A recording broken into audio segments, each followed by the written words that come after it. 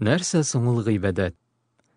Гыйбадәт кешенең эчендәге һәм тышындагы Аллаһ Тәгалә сөйгән һәм разый булган барлык сүзләр һәм гамәлләр. Ничек соң без аның гыйбадәт икәнлеген беләбез? Ҡуръәндә һәм Пәйғәмбәребезнең саллаллаһу алейһи вәссәләм сөннәтендә әмер ителгән эшләргә, ҡылған ғәмәлләргә ҡарап беләбез. Кешенең тышындағы ғәмәлләре күренеп торалар. Мисал өчен, намаз уҡыу, ураза тотоу, садаҡа бирү, дуға ҡылыу, хаж ҡылыу, ҡорбан чалыу.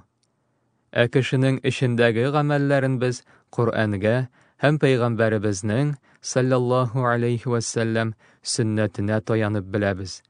Алар да бер генә төрлө түгел.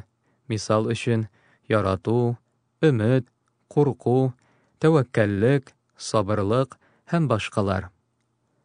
Һәм Аллаһның иң яратҡан нәрсәсе ул ғибәдәттә бары тик аны ғына берләү, санап киткән нәрсәләрнең барысын да аңа ғына бағышлау, ул да булса тәүхид.